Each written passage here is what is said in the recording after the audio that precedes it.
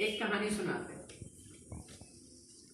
कहानी एक राजा की है और बहुत मजेदार। एक राजा था, उसका शासन बड़ा कठोर था। उसके राज्य के नियम इतने पक्के थे कि सबको मानने पड़ते थे। और सबसे बड़ी बात यह है कि अगर कोई चोरी करते हुए पकड़ा जाता तो या तो उसके हाथ काट दिए जाते थे या उसको फांसी चढ़ा दिया जाता। अब जितनी बड़ी चोरी करी उतनी बड़ी सजा। उसके सैनिक जो थे रात भर पहरा देते रहते थे, इधर उधर घूमते रहते थे और पता लगाते रहते थे कौन क्या कर रहा है। एक बार राजा के 4 सैनिक थे, वो घूम रहे थे इधर उधर, तो एक जगह थक के बैठ गए। बोले भाई है तो है नहीं कुछ भी, खाम में रात भर हम अपनी नींद खराब कर रहे हैं और सब तो सही चल रहा है। तो बैठ गए सब एक जगह। एक ने बीड़ी निकाली जेब में से और बीड़ी पिला दी।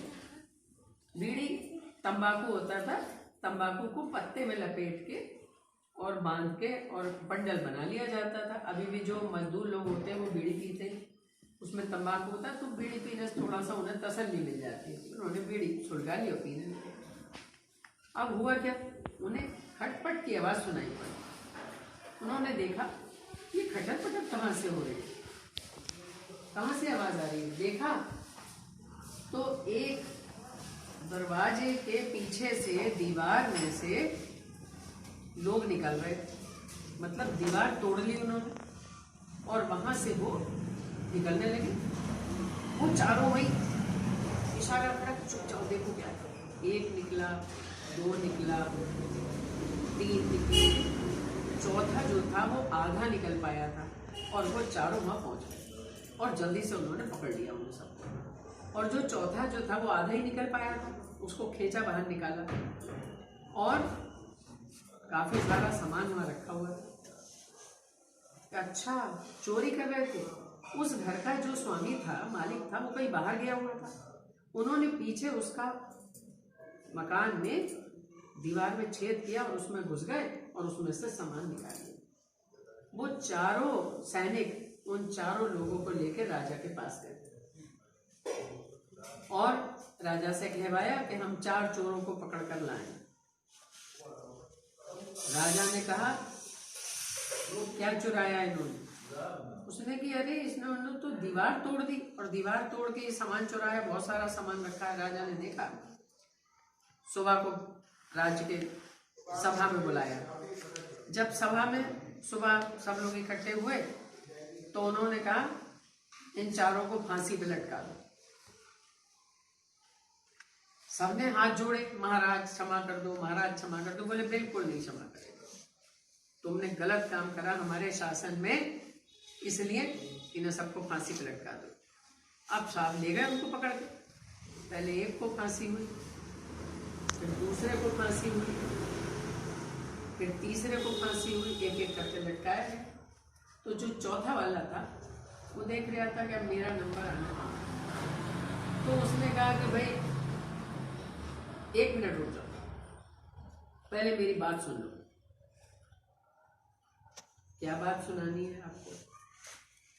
भाई देखो, पहले मेरी बात सुनो। मैंने चोरी जरूर करी, लेकिन मैं ऐसी विद्या जानता हूं कि अगर मैं राजा को बता दूं तो राजा माला माल हो जाए। राजा के राज्य में कभी कोई कमी नहीं हो। तो भाई ऐसी कौन सी विद्या जानते हो? नहीं, वो तो मैं राजा को ही बताऊंगा। तुम ऐसा करो, तुम जाओ और राजा से ये बात कह के आओ। तो बोले अगर पागल मत बनाओ, अगर तुम हम जाएंगे और तुम जो वो भाग जाओगे। तो बोले नहीं हम भागेंगे नहीं, तुम हमें बांध जाओ चाहे, लेकिन तुम राजा से कहो जाके। सोना उगाने की विद्या। वो पता लगा कि साथ एक जना गया राजा के पास। महाराज वो चोर तो ऐसी बात कह रहा है। राजा बोले अच्छा बुलाओ। तो अब क्या हुआ, उसकी फांसी रुक गई और राजा ने उसको बुलाया। राजा बोले भाई क्या विद्या जानते हो तुम? बोले महाराज सबके सामने नहीं बता सकता, आपको अकेले में बताऊंगा। राजा ने कहा ठीक है चलो। अकेले में राजा ने चले गए, अकेले में उससे पूछा बोले महाराज मैं ऐसी खेती करना जानता हूं कि 1 महीने के अंदर उसमें सोने के फूल निकलेंगे। राजा ने सोचा सोने के फूल निकलेंगे, ये कैसे हो सकता है, काय की खेती करेगा। तो उसने कहा नहीं महाराज मैं सच कह रही हूँ, 1 महीना इंतजार करना पड़ेगा और फिर उसमें जो खेती होगी तो उसमें सोने के फूल निकलेंगे और निकलते रहेंगे वो।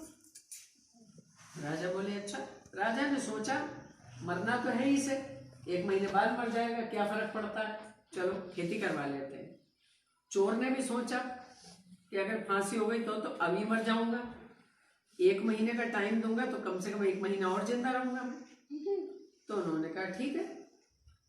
राजा बोले कहाँ करोगे खेती, बोले जहां आप कहेंगे। राजा ने सोचा जब सोने के फूल निकलेंगे तो ऐसी जगह खेती करवानी चाहिए जो मेरे पास रहे। अगर मैंने कहीं बाहर खेत में इनको भेज दिया तो लोग ले जाएंगे सोने के फूल निकाल। राजा ने अपने राजमहल में पीछे लॉन था वो उसको दिखाया, बहुत बड़ा लॉन था। बोले देखो यहाँ तुम खेती कर सकते हो। तो उसने कहा ठीक है, लेकिन राजा बोले तुम्हें गुप्त रूप से करना होगा ये काम, किसी को पता नहीं लगना चाहिए। तो महाराज ये कैसे हो सकता है, बोले तुम मेरे महल में ही रहो। राजा ने अपने महल में ही एक कमरा उसके लिए खुलवा दिया और उससे कही कि तुम्हें जिस चीज की जरूरत हो वो हमें बता देना। उसने साफ जमीन नापी और फिर कहा राजा मुझे इतनी मिट्टी चाहिए। अब तो गाड़ियों में भर भर के मिट्टी आने लगी, मिट्टी में आ गई और पड़ गई और वो ठीक करता रहा उसको। 1 महीना उसने निकाल दिया और करा कुछ नहीं, बस मिट्टी डलवा के और पानी छिड़कवा दिया। जब 1 महीना बीत गया तो राजा ने कहा कि हाँ भाई अब क्या करना है। बोले महाराज बीज बोने। तो बोले कब बोगे, बोले बीज मैं नहीं बो सकता। बोले क्यों, बोले मैं तो चोर हूं, बीज तो वो बीज तो आप बोएंगे। राजा बोले क्यों, मैं क्यों बोऊंगा। तो उसने कहा कि देखो मैं तो हूं चोर और इसमें बीज वो बोएगा जिसने कभी भी कोई भी चोरी ना की हो। सीधे बैठो, नीचे बैठो, कोई भी चोरी ना की हो। अब राजा ने अपने दिमाग पे जोर डाला तो सोचा अरे मैंने तो अपने स्कूल में बहुत बच्चों के टिफिन में से खाना चुरा चुरा के खाया, तो मैं तो चोर हो गया फिर। और जब मेरे भाई लोग थे तो मैं अपने भाइयों की चीजें भी चुरा लिया करता था, तो अब क्या करना चाहिए। तो राजा ने कहा नहीं नहीं भाई मैंने बचपन में चोरी करी है, अपने दोस्तों की चीजें चुराई हैं, इसलिए हम नहीं बोल सकते। तो उसने कहा अच्छा ठीक है, तो आप अपने सेनापति को बुला, मंत्री को बुला लीजिए। मंत्री को बुला, बेटा एक दरवाजा बंद कर दो। मंत्री को बुलाया, मंत्री से कहा भाई बीज वो बोएगा जिसने कभी चोरी ना की हो। मंत्री बोला साहब मेरा अपराध क्षमा हो, मैंने तो कई बार ऐसा हुआ है, मैं सच बोल रहा हूँ बिल्कुल। क्योंकि उसने ये कह दिया था कि अगर किसी ने चोरी की होगी और वो बीज बोएगा तो फिर सोने के फूल नहीं निकलेंगे, सोने के फूल तभी निकलेंगे जब जिसने चोरी ना करी हो वो बोएगा। तो मंत्री ने कह दिया कि महाराज क्षमा हो, लेकिन मैंने भी राज के खजाने से बहुत बार इधर उधर कर दिया, माल पैसा इधर उधर कर दिया, मैं गुनहगार हुआ। राजा ने कहा अच्छा सेनापति को बुलाओ। सेनापति बुलाया गया। सेनापति से कहा कि भाई आप बीज बोइए, क्योंकि आप तो ईमानदार आदमी हो, तो इसलिए आपने कभी चोरी की नहीं होगी, तो आप बीज बोइए और इसमें जो फूल निकलेंगे उसका कुछ हिस्सा हम आपको भी देंगे। सेनापति ने नीचे मुंह कर लिया। क्या हुआ भाई, महाराज आपके राज में जो हथियार आए थे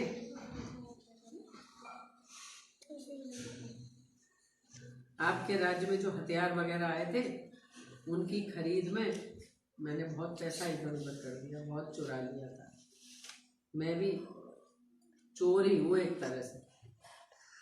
अच्छा आप भी चोर हैं। फिर वहां पंडित जी थे जो ज्योतिषी थे, उनको बुलाया। भाई पंडित जी आप तो बहुत ईमानदार आदमी हो, आप तो कभी कोई गलती काम कर ही नहीं सकते, आप बीज बोइए और इसमें सोने के फूल निकलेंगे तो हम आपको भी उसका कुछ परसेंटेज देंगे।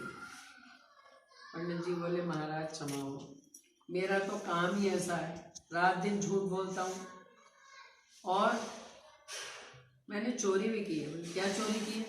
बोले मेरे पिताजी ने जब बंटवारा किया था तो मेरे भाइयों के हिस्से में जो जो चीजें आई थी तो मैंने एक भाई की, धोखे से वो जरा सीधा था, उसकी संपत्ति में से मैंने चुरा लिए थे, कुछ धन चुरा लिया।